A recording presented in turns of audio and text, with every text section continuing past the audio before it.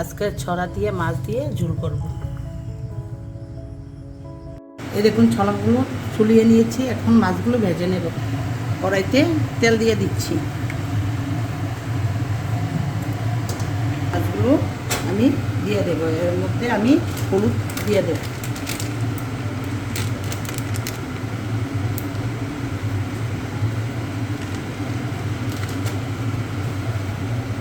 পরিমাণ মতো লবণ দিয়ে দেব, দিয়ে মেখে নেব।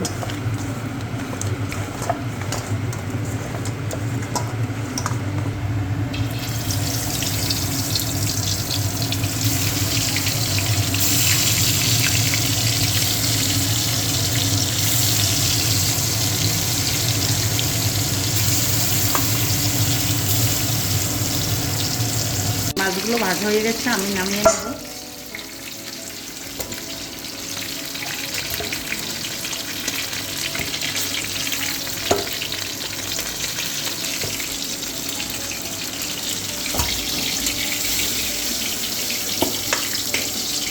ছড়াগুলো আমি দিয়ে দেব, হলুদ দিয়ে দেব,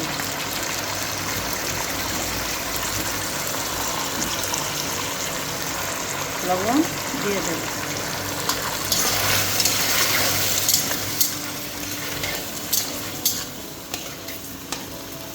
ঢাকনা দিয়ে ঢেকে দেব।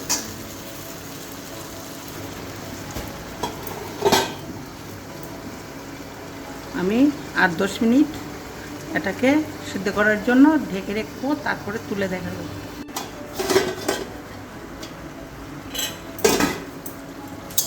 একটু ভাজা করতে হবে।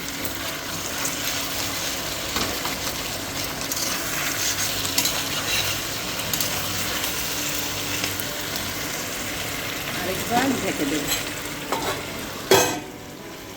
ছড়া ভাজাগুলো হয়ে গেছে, আমি এখন নামিয়ে নেব।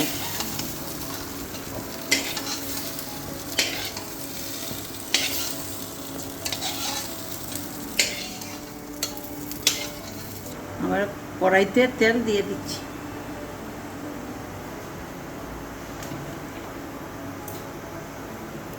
এই দেখুন কুচি কুচি পেঁয়াজ দিয়ে দিচ্ছি।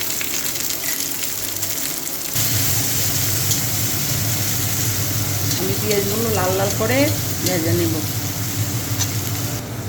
আমার ক্ষেতের মরিচগুলো একটু পেকে গেছে, এরকম লাল লাল হয়ে গেছে। এইগুলো আমি তরকারিতে বেটে দিয়ে দেব। মরিচটা বাটা হয়ে গেছে, আমি তরকারিতে দিয়ে দেব।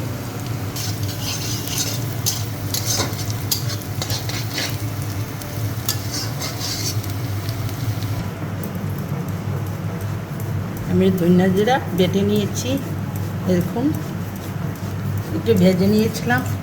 খেতে তরকারিটা ভালো লাগে, সেন্টও ভালো আছে। মরিচটা আমি ভেজে নেব।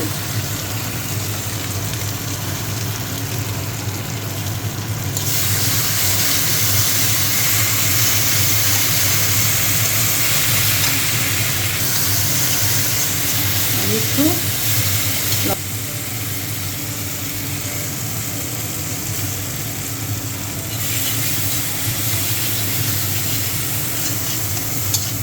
দিয়ে দিচ্ছি, আমি ছড়াগুলো দিয়ে দেবো।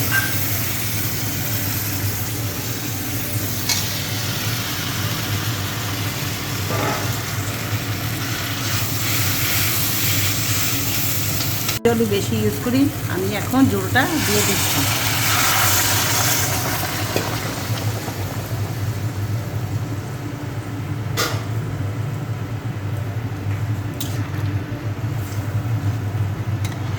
দশ 15 মিনিটের মতো আমি ঝোলটাকে সিদ্ধ করে নেব।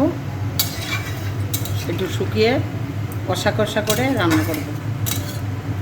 এই দেখুন ছড়াগুলো গলে গেছে, এই দেখুন নরম হয়ে গেছে একদম। আমার তরকারিটা হয়ে গেছে। আপনাদের যদি এই তরকারিটা ভালো লাগে আর দেখতে সুন্দর লাগে, তাহলে লাইক শেয়ার আর বেশি বেশি কমেন্টে জানাবেন কীরকম হয়েছে, আর শেয়ার করে দেবেন।